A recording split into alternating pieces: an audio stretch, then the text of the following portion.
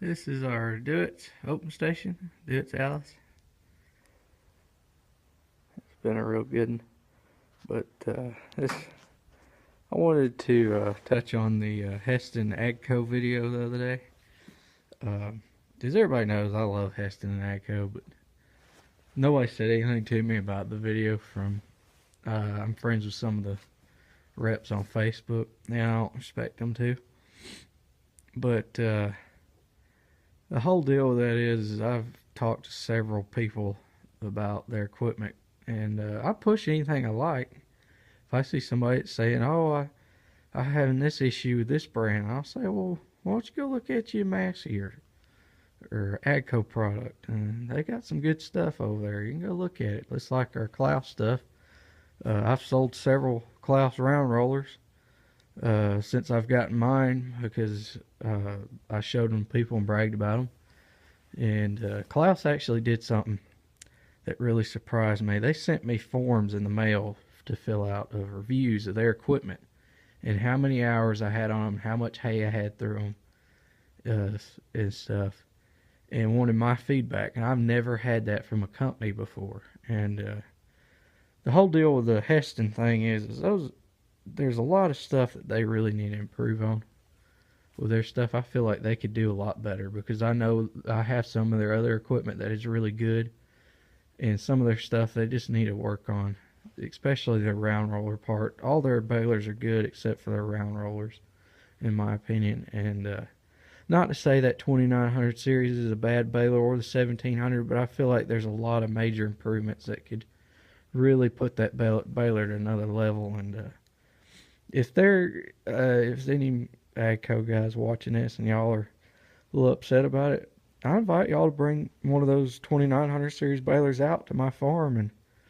and contact me, and I'll run it for 2 weeks, and I'll do videos on it, show it and everything, and demo it, and anything I see that I feel like needs improving versus the baler I have, or if it's better than the baler I have, I'll admit it and make a video on it. And I'll even go a step further, and if I'll let the Agco guys watch the videos before I post them. If they don't like them, I'll let them take them back to Duluth down there where their place is, and they can use those as intel videos on things they need to fix. But I like Agco. They're a good company. They really are. They're here in Georgia located, and I just don't want anybody to think that I'm hating on them or nothing, but I just feel like there's a lot of improvements that needs to be made before I can personally buy one of their products as far as the round rollers and a few other things go. But the next part of this video is coming up. Okay, this video is going to be a little bit about me.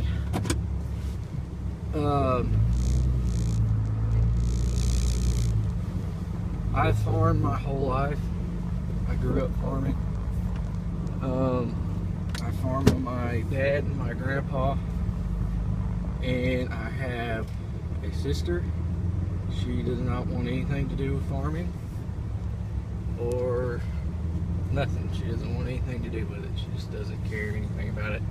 Never has. I'm on a farm of mine right now that's separate from my grandpa's stuff, and this farm's about 80 acres. I have another farm that's mine alone, and I bought these cows when everything was so high, and now I have them. But I went to college. I had another job and a career for a little while out of high school. I did that for a little while, and I just wasn't happy doing it, and my grandpa offered for me to come back and help him a little bit and do my own thing. This is my truck here. It's a 2009 Dodge Ram 3/4 ton Cummins diesel, 6.7 liter. It does have all the emissions junk. I hear a lot of people say stuff about, oh, the emissions problems. Well, the issue with these trucks are, in every diesel, is very simple. Well, this truck here in particular, Dodge come up with a design and patented it to where you didn't have to use urea. Well, the government give all three major manufacturers, GM, Ford, and Dodge, the same amount of time to get prepared. Well, Dodge went ahead and got ahead of the game, and GM and Ford waited just a little while, and then they started early, a little bit early too on it. And they went through, Dodge patented it, and Dodge has made their regeneration go when you were going down the road. Well, Ford and GM did it, and they did theirs when it was sitting still. And the problem with when it was sitting still and regening is when they were out in a field, like say this one, it would catch the grass underneath the truck on fire and it would burn the truck down. They had that was one of the issues they had at first, and they couldn't come up with a good design without running urea. So the government stepped in before the requirement period deadline was about to hit, and mandated that all trucks use urea and basically the same exact system. So it's not just one truck that has issues, it's all of them. I don't care what anybody says. We have had on the farm Ford, Dodges, and Chevys, so it doesn't really matter to us. And they all have the same issues. It may be a little bit different area. Some dealers or companies will make one part fail versus another part, but they all have the exact same issues at one point or another.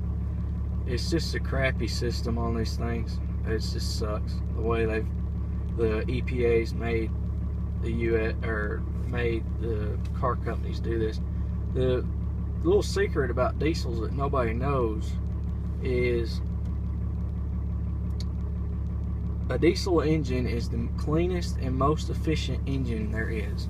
It's a lot cleaner and more efficient than a gas engine is. And you wouldn't think that by the odor that comes off of them and everything, but they are. And for some reason, the U.S. government does not want people in America to use diesels here. I don't understand why, because in Europe, everything is diesel, just about cars, trucks, everything. I think it's probably because some reason or another to do with the refining processes, the money they're making off of the gas is more than the diesels, and that's why they don't want to push diesels. The whole thing with the emission system, I think, was just to push people away from wanting diesels. But with the whole global warming bull, now they've got all the other countries talked into it too. But a lot of them don't have the same regulations that the U.S. has. But it's all crap, every bit of it. But yeah, and then my dad and grandpa own stock in a cattle auction barn. My dad runs it. He does that 2 to 3 days a week, and I am on the farm full time. And my grandpa is generally hauling cows or going to sell them on 2 days of the week. So I'm probably the only one that's here on the farm every single day. But I just have never wanted any part of the cattle auction barn. I used to work at it when I was younger, and I just never really cared about it. There's just no money in that business. I don't care where you're at, there's just not really any money in those. You're not going to make a lot of money off of them or really do anything with them. You have to run a lot of cattle just to make it. And if you get your commission and stuff too high, people don't want to bring your stuff. And there's people constantly complain. And I went through that with my last job. Somebody was always griping about something, and I kind of wanted to go away from all that and do my own thing. But the square bale business, I primarily run it as much as my grandpa will let me. He's been used to all for forever running everything, and sometimes he kind of wants to do stuff, not go through it with me, and he doesn't really know a lot about that whole business, and generally it messes us up. But there's been some arguments about all that, but yeah, to go back to me, I went to school. I had a company hire me straight out of high school. They paid for me to go to college. While I worked for them, I did morning school and night school and worked full shifts during the day. I drove somewhere around an hour, 45 minutes to school, 45 minutes from school to work, 45 minutes back to school, 45 minutes home in this truck. I did that for a year, and then I went to doing just mornings and work, and it was tough. But I did it. At the time I was in that business, the economy was crap. It's still not very good now, but it's a little bit better. I didn't make good money doing it. I was good at it, but there just wasn't much motivation there for me. I just wasn't happy. I wanted to keep farming. My dad kept trying to push me to go another direction, and I went along with it. It was a hobby of mine that kind of got out of control, but I'm back doing what I want to do. I'm very happy. I have a wife who I conned into marrying me. She, I don't know why she puts up with me, but she does. And we have a little boy. He's a little over a year old now.